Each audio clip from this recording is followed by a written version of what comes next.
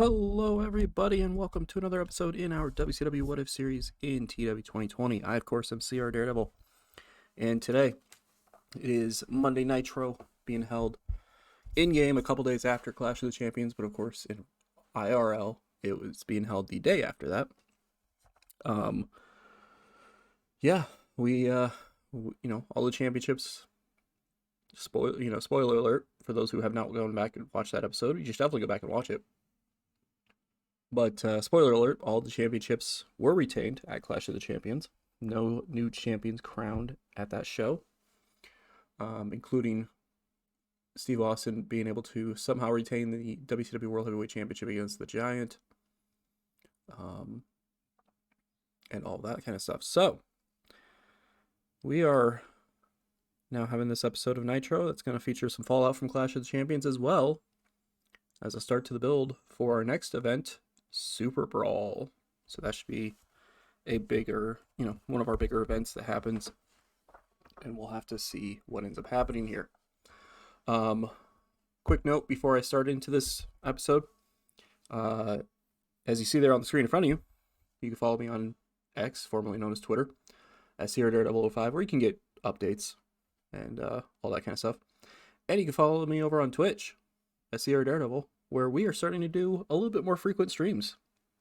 Streamed the last couple days. Played some WWE Raw 2 the other day, for those who are wrestling fans watching this, which, if you're watching this, you probably are a wrestling fan. And going to plan to do some other non-TEW wrestling games on the channel. Not that I'm giving up TEW on the channel, but we will be playing some other ones on there. I have some older WWE games I could play on there, as well as some of the more recent ones I could possibly try to do some stuff with on there. And, for those who are wrestling fans, but also like watching other content, yesterday on there we streamed Bioshock, which was pretty fun. Probably going to be doing that, heading forward a little bit more often. So trying to make streaming a little bit more of a continuous thing, even if it's only for a couple hours. It might be a little bit shorter streams than our TEW ones, but they're going to be a little more frequent, so that's going to be really cool there. So definitely follow me over there to be up to date on when I stream. Anywho, we need to get into this episode. This is only featuring Nitro, by the way. This week we are going to be doing Nitro and Thunder as separate videos. I'm still kind of testing the idea of whether I want to do them together as one video or separate videos. So I'm going to try it out again this week too. I gave it 2 weeks where I had Nitro and Thunder together in the same video. Now I'm doing 2 weeks where they're separate. And I'm going to kind of, go off of which one I feel is better overall and go from there. So let's dive into things. We open up in front of 16,700 people at the Frank Irwin Center sold-out arena in the Mid-Atlantic area. They wanted us to run the pit again, but the last time we were in this region, we ran the pit because in this mod right now, we're kind of at that point where we are either selling out arenas or we are our weekly shows are way off of what the bigger arenas do. So the pit is like 18,000 in this area, and then the next closest one from there is like a 56,000 seater or something like that. So we're kind of at that point right now where we're either going to have to run the same venue every single time we go to that area, or I'm going to have to start running some smaller ones and just have even more sold out, even with less even ticket sales. But to be fair, I know I haven't showed, well, I guess I kind of showed it a little bit in the recap of 97, but WCW is making money hand over fist at this point anyway, so it's not a big deal if I don't get as much in ticket sales in a month. Anyway, 16,700 people at the Frank Irwin Center. We open up with a 99 rated segment, which is kind of interesting. So we have Steve Austin come out to the ring, still the WCW World Heavyweight Champion. Crowd's cheering for him. They're clapping and all that stuff. He says, a couple nights ago, I was able to defeat the Giant.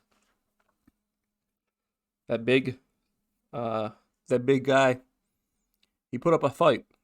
I know I'm feeling sore. I'm feeling beat up right now, but I still got the job done. Doesn't matter if I had to roll him up out of nowhere. I still got the job done. I still pinned him for the 3 count, and I'm still your WCW World Heavyweight Champion. He says, yeah, I'm sure that the Giant's going to have a lot to say about that matchup. He's going to whine. He's going to complain. Maybe he's going to want a future title shot. You know what? That's fine. I have no problem defending the title against him. I beat him once. I can beat him again. But for the time being, I like to keep things varied up. I like to keep things mixed up. I like to keep things in a cycle, if you will. So I want to fight someone else. You know, I fought Cactus Jack to win this championship. I fought Brian Pillman at Starrcade. I beat the Giant at Clash of the Champions. I want to face somebody else. So anybody from that back who wants a shot at the WCW World Heavyweight Championship, come out to the ring right now. And that's when the music hits of the man who is currently one half of the WCW World Tag Team Champions, Sting, which, you know, gets popped from the crowd. Sting comes down to the ring. He says, Steve, I have a lot of respect for you. A lot of respect. You and I, we've been fighting on the same side here in this company for a while now. I've seen you rise up the ranks. You know, I was here when you were stunning Steve Austin with the TV championship, and now you've made your way up to being Steve Austin as the World Heavyweight Champion. A lot of respect for you. And you know what? A lot of people out there are saying that maybe I'm on a little bit of a decline. Maybe I'm getting closer to wrapping things up than you and a lot of the other younger talent here in this company. You know, for that I say, first off, I'm not done by a long shot. But secondly, I want to prove that I can still go. I want to prove that I can still go in a singles matchup with some of the top talent in this company. So, if you would be so kind, how about you and me for the WCW World Heavyweight Championship at Superbrawl? Steve Austin is like, Sting, I got a lot of respect for you, man. Just like you said to me, I got a lot of respect for you. And you know what? Let's do this damn thing. They shake hands, the crowd pops. As we seem to officially have our first match announced for Superbrawl. We don't know for sure if it's official yet because, you know, these two obviously don't make the matches. Roddy Piper and Eric Bischoff do. But it seems like it is official as of right now that it will be Steve Austin versus Sting for the WCW World Heavyweight Championship at Superbrawl. So that should be a huge matchup. Of course, you know, Sting is a former WCW champion. He's, you know, pretty much done it all in this company and then some. And now he's going to be going one-on-one with Steve Austin with a chance to try to win the title back here in 1998. 99 rating here. Really hot stuff here. Love to see it. As we'll have to see if that match ends up becoming official or not. Then after that, we have a Cruiserweight Championship matchup as Jushin Thunder Liger defeats Wolfie D in 806 by submission to make defense number 3 of the Cruiserweight Championship. 64 rating for the match. 63 from Liger, 58 from Wolfie D. Honestly, I probably should have run this match at Clash of Champions, but whatever. As Liger gets the victory here. I don't know what submission move he's doing, but whatever. Yeah, Wolfie D is a recognizable talent at this point because of all of his work in USWA and all that. But his partner, JC Ice, is injured right now, so I don't really, unless I just didn't use Wolfie D for like a few weeks, I wouldn't really have a lot for him to do anyway. I mean, he did have that pre-show match at Clash of the Champions, which is what we're kind of teasing the idea of with this match here. We're kind of teasing the idea that the Wolfie D and Chris Kanyon pre-show match at Clash of the Champions was a match to determine the number one contender for the Cruiserweight Championship at Nitro, or getting a title shot at Nitro, basically. But yeah, Liger getting a chance to show he can, you know, he can shine when he's not being hindered by the popularity issues, which unfortunately a lot of the Cruiserweight division seems to have. But 64 rating here as Liger gets a pretty decisive victory, making defense number 3 of the Cruiserweight Championship. So there you go. Hopefully we continue to see more of Liger having successful defenses and building up himself and the Cruiserweight Championship, obviously. Speaking of which, after the match, Jushin Thunder Liger is getting an interview by Gene Okerlund. Of course, Liger doesn't really have a lot of English, but Gene Okerlund gets in the ring and says, you know, congratulations, you retain the Cruiserweight Championship against Silver King at Clash of the Champions, and then here 2 nights later you retain against Wolfie D. He says, you know, what are your thoughts after that? But before he can really say anything, out from the back comes the former WCW television champion, Lance Storm, who obviously is not in a very good mood after what happened at Clash of the Champions, where he lost the television championship rematch to Too Cold Scorpio, which says that he is no longer allowed to challenge for that TV title as long as Scorpio is the champion. He comes out to the ring, and he says that this right here pointing at, kind of motioning to Liger, this is who you're cheering for. This is who you're getting behind as a champion here in WCW. This is who you're all cheering for as a champion. And Okerlund goes, well, he's a really great talent in the ring, and he's winning his championship matches, unlike you. And Lance just kind of steps up to Okerlund. He's like, don't piss me off. Kind of confronting Okerlund there, who, kind of steps back a second there, not wanting, kind of being surprised by that. And Storm says that if Jushin Thunder Liger is going to run around here with a championship, trying to pretend like he is worthy of this championship, then maybe somebody as great as Lance Storm is going to have to take it from him. So it seems like we're building to a potential Cruiserweight Championship match between Lance Storm and Jushin Thunder Liger, which should be a pretty good matchup, honestly. 64 rating here. Good stuff there to start off this storyline. And we just get a little 38 rated segment here. It's just kind of a hype video and promo for the Dudley Boys. They're kind of talking about being here in WCW. They're used to being hardcore. They're used to being extreme in ECW. And they have no problem. They're known for putting people through tables and all that.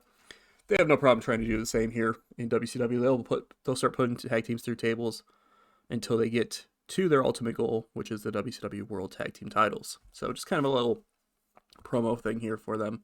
38 rating. I was hoping for a little better, but to be fair, their entertainment skills and their overness is not really that high, so got to build them up somehow. But there you go. Nice little... It's kind of cool that now that I have Nitro and Thunder separated, I'm able to kind of do these little hype video promo things for some of the unimportant talents. So even if the segment ratings aren't doing that good, I can at least kind of use it to build them up a little bit as time goes on. Because I've been looking over, and it has been helping out their popularity. Not, I don't know about this one right here, but like some of the previous ones has been helping out their popularity. So there's that. Then we have a 65 rated tag team matchup that sees Big Bubba Rogers and Shane Helms defeat the Can-Am Express in 7:28 when Shane Helms pinned Doug Furnas with a vertebreaker. 61 from Big Bubba Rogers, 54 from Helms, 52 from Furnas, and 55 from Phil LaFawn. Basically just kind of a tag team, or a match in the tag team division here in WCW. Can-Am Express, they're kind of newer around here. They're taking a lot of losses, but they're still looking good in the matches. Shane Helms and Big Bubba Rogers, of course, as time has been built up, we've been seeing what's been happening there. Shane Helms been built, being billed by Miss Alexandria York as the future of WCW. So we've been seeing him built up. And then Big Bubba Rogers, he's been struggling. He's been losing a lot of matches. But here he kind of proves that he can still get it done in the ring and gets the victory. So, well, his team gets the victory anyway. So 65 rating, not a bad match for this, out of these four here. So good stuff. We get a 97 rated segment. Oh. Well, that sucks for the plan I have in mind. God damn it. All right. I'm gonna have to make a quick change here after this. Anyway, Chris Jericho and Dustin Rhodes have a promo before the main event, or for the main event, that is. Of course, if you were watching the Clash of the Champions, you would have known that tonight's main event is Chris Jericho and Dustin Rhodes teaming up against Dean Malenko and Alex Wright. Of course, that kind of got built up by a segment on Clash of the Champions where Jericho and Rhodes were kind of talking to each other backstage and got confronted by Malenko and Wright. So Jericho and Rhodes, here they're, Jericho's kind of like, I don't understand why these two think that they can have a tag team matchup with us. We are clearly two of the greats here in WCW. And there is nobody out there who is better than us. We are head and shoulders above everyone. We are you're a future world heavyweight champion here in WCW. I'm a future world heavyweight champion here in WCW. And those two are nothing but jokes. Dean Malenko, sure he's won. Sure he's been, champion. Sure he's held a couple different titles here in WCW. And same with Alex Wright. Sure that he's held a couple different titles here in WCW as well. But they're good jokes compared to the two of us. Dustin Rhodes says, you know what? You're right, Jericho. I actually agree with you. You see, they are not naturally gifted like myself. They are not a rock star like yourself. They are simply just bland, pathetic losers who, sure, they've held championships in the past, but that's because they weren't going up against the likes of us. And Jericho kind of does a little, does that little like tug on the collar thing because, of course, that statement right there kind of is certainly a statement to make, seeing as how Dean Malenko beat Chris Jericho in the feud for the TV title a while back. But they're just kind of like, we're better than them, and we will defeat them here tonight on Nitro. 97 rating, really good stuff there. I'm gonna make a quick edit here really quick. Usually I don't do this too much, but I gotta do it for this, for what I'm planning heading forward. So as you saw right there, we have Takako Inoue coming back to the main roster. We sent her to developmental for a little bit, and she's coming back to the main roster, and she is managing Dustin Rhodes because in-game wise they are actually dating. That was the whole, that was the thing that happened a long time ago when in game when Dustin cheated on Miss York, or Terry Runnels, if you will, with Takako Inoue. And so I wanted to bring her up for storyline purposes. I wanted to bring her up to I wanted to bring her back to the main roster at this point too, because she's going to start managing Dustin Rhodes. So all I did right there is just edit their chemistry to just normal. I didn't want to take her off of him because I have a story heading forward that I need her there for. So I just edited the chemistry to normal. Normally I wouldn't do that. Normally I would just run with the awful chemistry, but for this it makes too much more sense. Maybe after the story I'll move it back to being that, but I need it to be this for now. So then we get a 73 rated segment not necessarily backstage. This is after Clash of the Champions. Also, I got to figure out what happened, and I'll bring it up here in a second. But Jerry Lynn and Sean Waltman are frustrated after their loss at Clash of the Champions to Barry Windham and Sting. This is backstage during that show, kind of like during the main event or something like that. They're kind of frustrated. They're like, well, we couldn't get the job done here. We'll get the job done next time, though. I'm sure of it. But now we got to go. We got to go deal with the fact that we failed to get the job done when they go back to the New World Order. When they get spotted by Marcus Bagwell and Chris Benoit of the Horsemen, and Bagwell and Benoit just kind of laugh about the fact that they couldn't get the job done here. And then an argument ensues between both sides. Of course, New World Order and the Horsemen's feud has been going on for quite some time now. And Bagwell and Benoit are, kind of yelling at Lynn and Waltman, who are yelling back, and security's there to kind of break them, keep them separated, but they're still yelling at each other across the hallway kind of thing. So 73 rating here. Gained heat for the storyline. Yeah. Gained heat for the storyline. So I don't know what happened. I know we've had a couple of segments that haven't done super great for the storyline. And maybe it's just because the storyline, I don't know if TEW has it set up where if you have a storyline going on for too long, it starts losing heat, but the defending WCW storyline, or the Horsemen and the New World Order storyline, has been going on for almost a year in game now. I think it's been like 8 months in game. Is now down to like 68 heat before this segment. And I was like, wait a minute, that's like supposed to be one of my hottest feuds ever in the game right now. And it fell that far. Like, I even looked at some of the past segments and it was like 90s, 90s, 90s. I'm like, where the hell did it fall that much? So I don't know if it's like because the storyline's been going on too long, it's been losing heat kind of thing. But for some reason, it's down to like 68 heat now, which is really disappointing because I'm supposed to have 5 storylines with 70 heat. Thankfully, my other storylines are hot enough to have that, but it's still like, what the hell happened to that storyline? So here's a 73 rated segment that gained heat for that storyline. Between, no offense, but between for the lesser people in that storyline. Because the main focus of that storyline has basically been, Brett and Regal and even Paul Levesque to an extent on the NWO side, and then obviously Flair and Pillman on the Horseman side. So to feature kind of the I don't want to say B people, but to feature the people who usually don't get the 90 plus rated segments, and for them to gain heat was really weird. But there's that. So it looks like we might be seeing a potential future tag match here out of these two sides. Then we get a 70 rated segment as Jeff Hardy takes a loss to Jeff Jarrett in a battle of the Jeffs in 7:35 by pinfall. 66 from Jeff Jarrett, 50 from Jeff Hardy. 70 rating for the match itself, pretty good. Jeff Hardy's getting better at his gimmick. That's a good thing because his gimmick was awful. It was not good, if I remember right. So at least now his gimmick is better. So that's helpful. But yeah, just 70 rating here as Jeff Jarrett.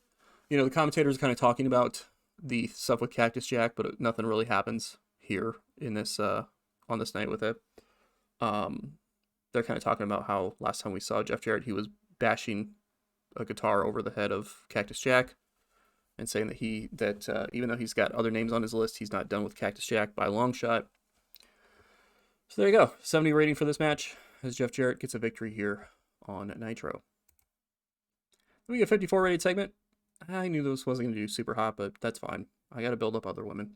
As Mayumi Osaki is backstage talking about Clash of the Champions, says that she has been hearing it the last couple days, the last 48 hours, about how she, she got kind of a out of nowhere victory. She didn't really decisively win that triple threat match, because of course, as I remember, as I mentioned with the finish to that matchup, Medusa had hit the German suplex on Megumi Kudo, kind of her signature move, when Osaki kind of was able to roll up Medusa out of nowhere and get the 3 count.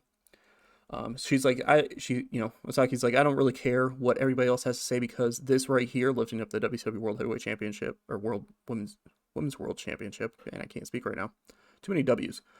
She says this right here, lifting up the WCW Women's World Championship, is the deciding factor. It doesn't matter how I retain this championship. This right here proves that I am the best woman in this company today, and that there's nobody who could step up to me. And then somebody steps up to her as Cutie Suzuki shows up, kind of out of nowhere, and says, there's kind of a little bit of a confrontation between the two. Smart Marks will get the reason why there's, why this is kind of an interesting little segment, which I'll explain here in a second.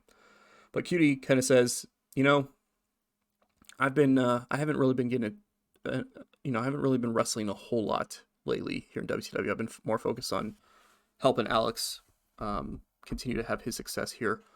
But I think it's time I start focusing on my own success. And I think it's time I focus on getting myself a shot at the WCW Women's World Championship. Got a little bit of stare down there as Osaki just kind of laughs a little bit and says, "Okay, you think you can face me? Go ahead and earn that shot, because I don't just give out shots to charity cases like you. I make people earn it. So go ahead and earn that shot against me." And then she walks off. 54 rated segment here. Let's see for the storyline, not a big deal. The Smart Marks comment that I made there is that in the early 90s, they were actually 2-time JWP tag team champions with each other. So kind of a little bit of a, for those outside of WCW, or especially in Japan, they would know that these two were tag team champions at one point in time in one of the companies. And, so it's kind of like they kind of know each other pretty well from the past kind of thing. So we'll have to see where that plays out. But 54 rated here. It seems like we're building to Osaki and Suzuki in the future. Then after that, we have an interesting little segment here. Dude, Rocky Maivia is just annoying me in this game. Rocky Maivia, spoilers. Rocky Maivia has like some of the best entertainment stats in our company right now. Like, and that's not even a joke. He's got like 90 something charisma, and then like at least 70 plus on the microphone and acting and all that stuff. So like his entertainment skills are really good, but his overness is just not there. And his popularity's just been like kind of at a standstill. It's not really getting better too much. So anytime I try to put him in a segment to try to raise that popularity, he always brings it down a little bit because he's constantly underwhelming, despite the fact that his entertainment skills are obviously really good. So I gotta figure out what the hell I'm gonna do with him. Maybe I just need to give him a big upset over a bigger name or something like that to get that popularity up. But nevertheless, we have an interesting little segment here as Too Cold Scorpio is backstage.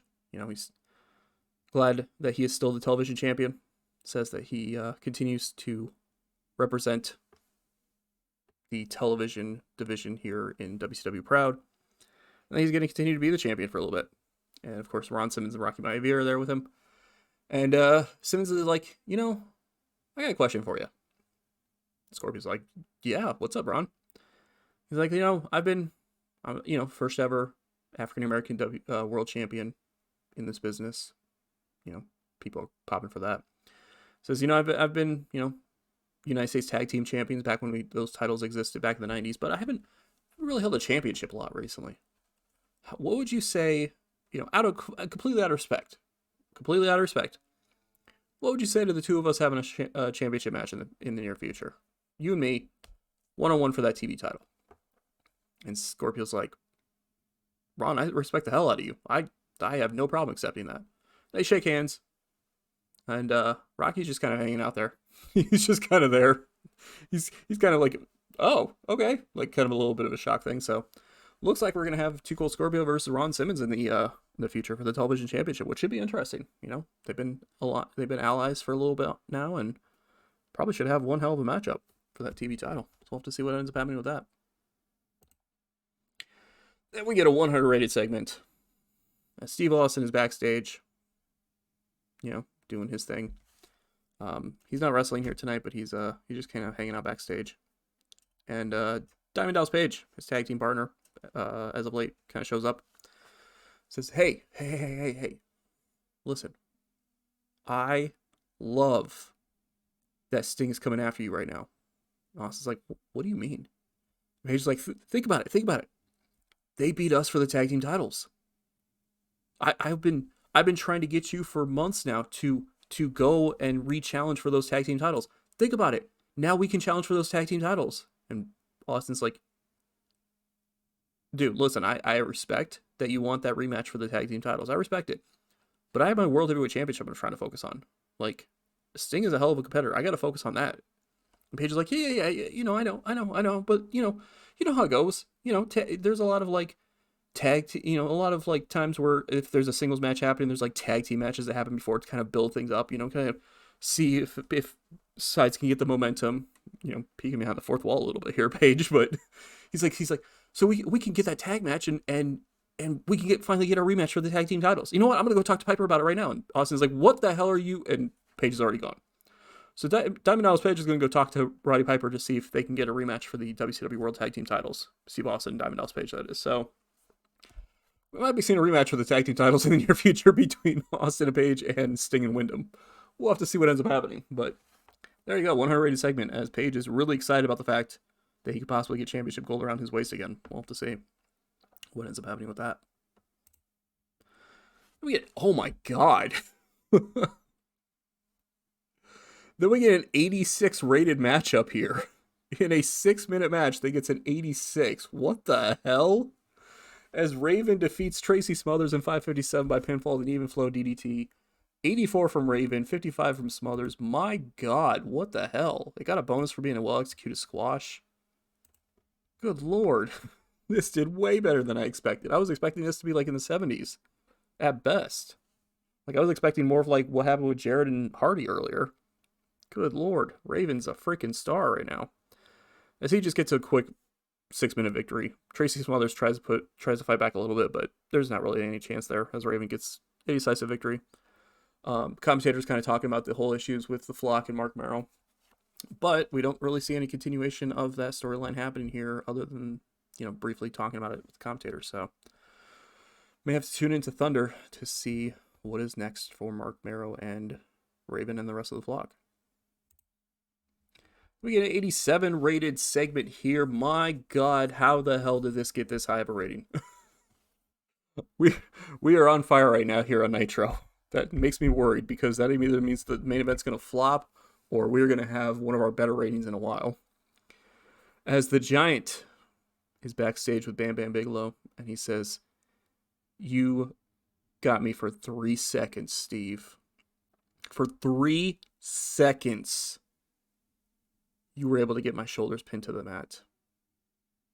Because it was one of those things where, like, with that quick roll-up that happened at Clash of Champions, he kicked out at, like, 3.1 or 3.001 or whatever. He kicked out right after the 3 count. He says, if you think for a second that those 3 seconds are going to be burned into my head for months from now, you're mistaken. I had a mistake happen for 3 seconds. I failed. But I was dominating most of that matchup.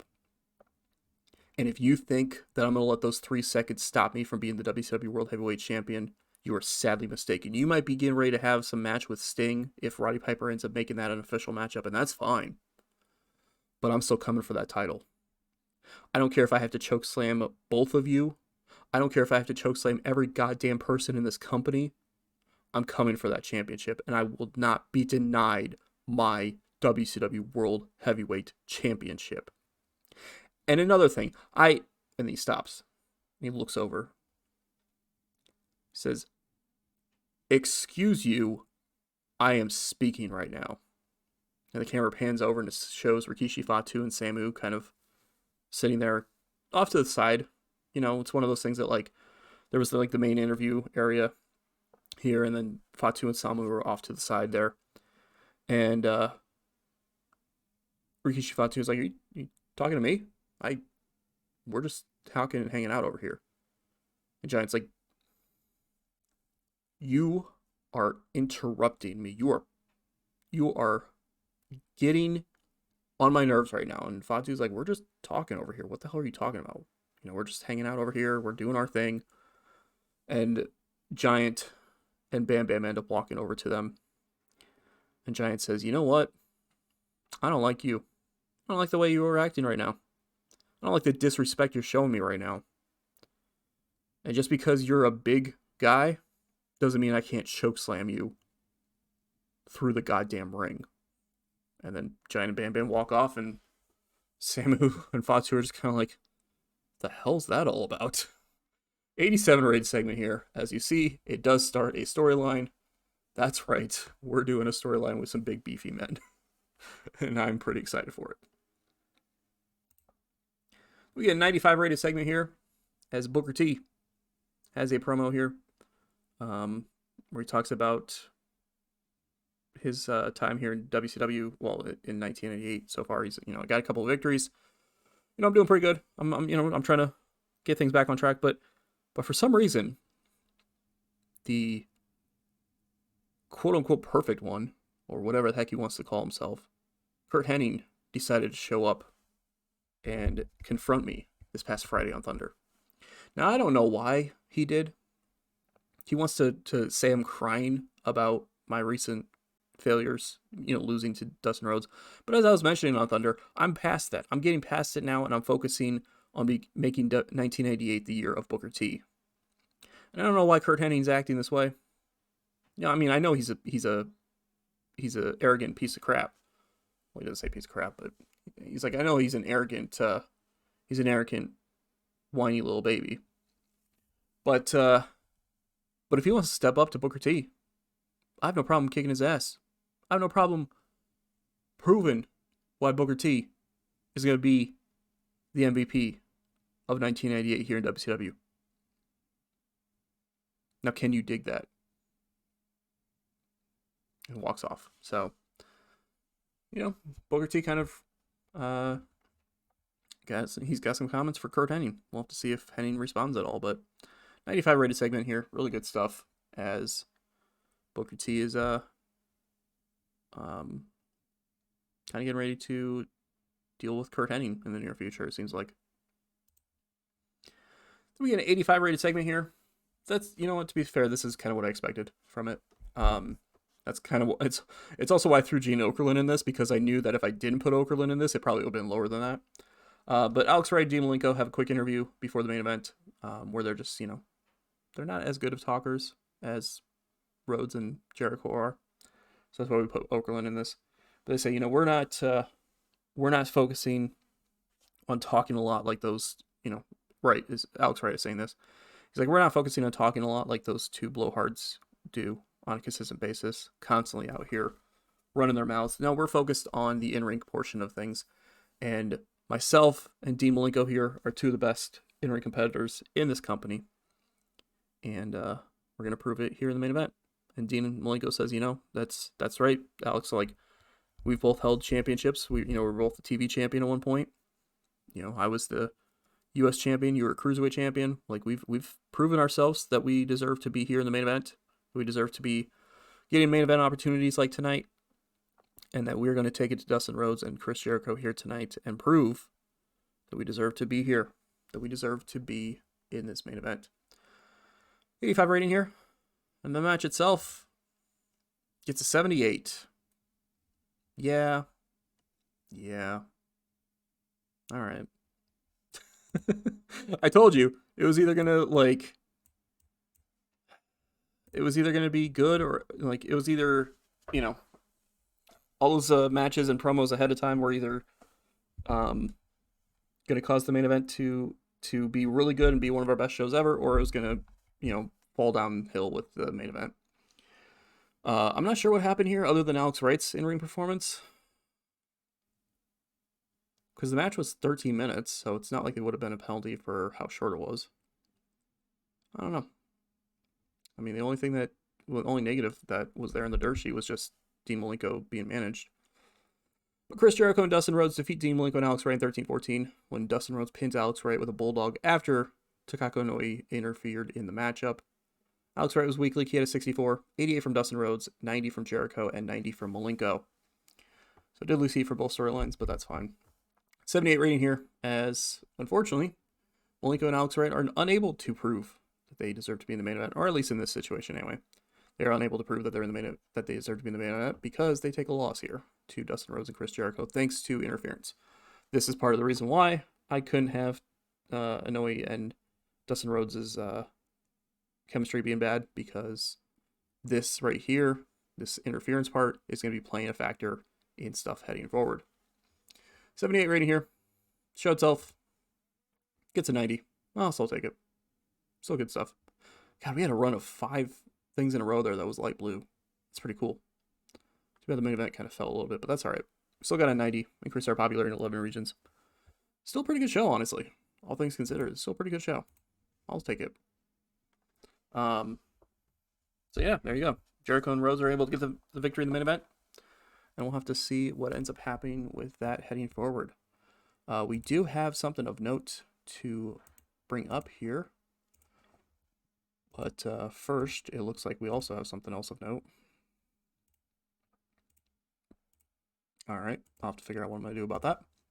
We'll go through a few things here real quick. So, Monday Nitro, 16,700 fans watching, or at the arena, that is. Rating-wise, 9.6 million people watching Nitro tonight. Good for 4th on the night. Simpsons, Oprah Winfrey, and NBA on NBC all had 10 million. But that's fine. Raw had 3,728, or 3,729,000 fans, or viewers, that is. Good for 7th on the night, so pretty good for them. They're working their way up there.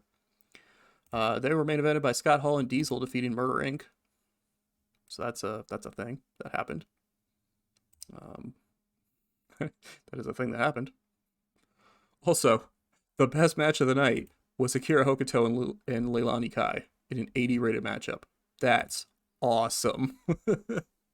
They had a better rated matchup than Scott Hall and Diesel's match, and then Shawn Michaels defeating Aldo Montoya. That's awesome. Good for them.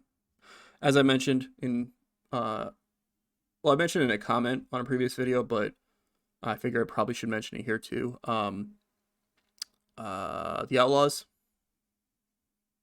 William Weston, Brett Smith, they're no longer with the company.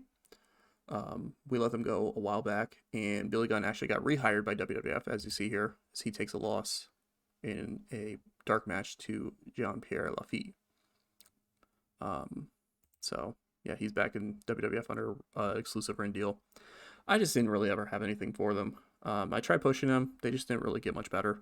You can even see it here. I mean, he had a 59, which isn't bad, but they never really got much better, and he constantly complained all the time about not being featured on shows. Like, I would not use him on like a weekly show, and then he would be sitting there whining and complaining because he wasn't on the weekly show. And I'm like, dude, I'm not going to use you on every single show. Like, you're recognizable. I'm not going to use you on every single show.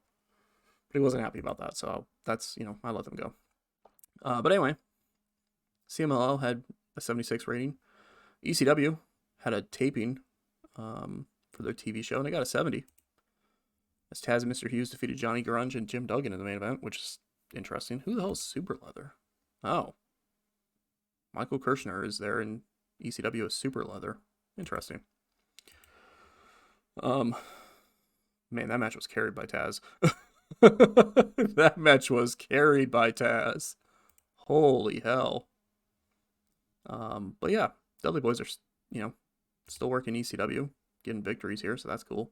They can keep getting built up in ECW while we do what we're going to be doing there with them in our company. Steve Richards taking a loss on a pre-show match there. Is what it is.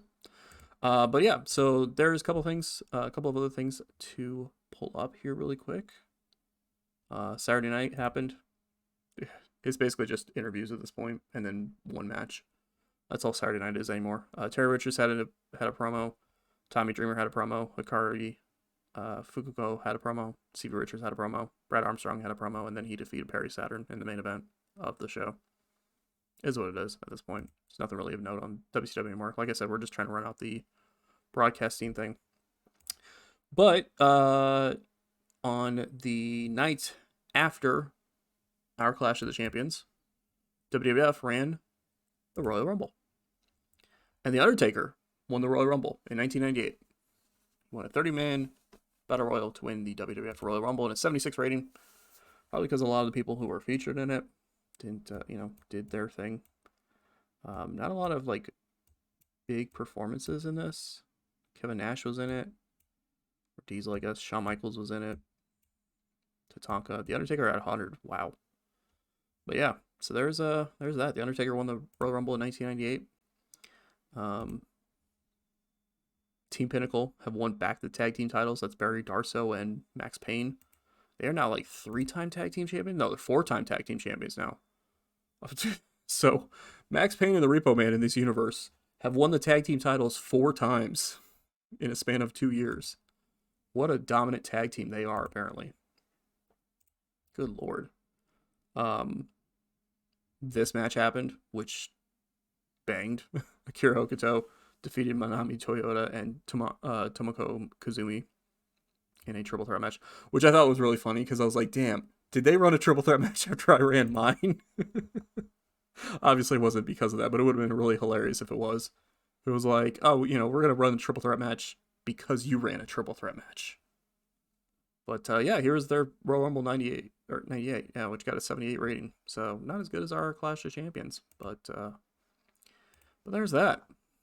So there was that there. And then the final note, before we end this episode, which is a longer episode, which is definitely why we didn't do Thunder as well, is we have another incident.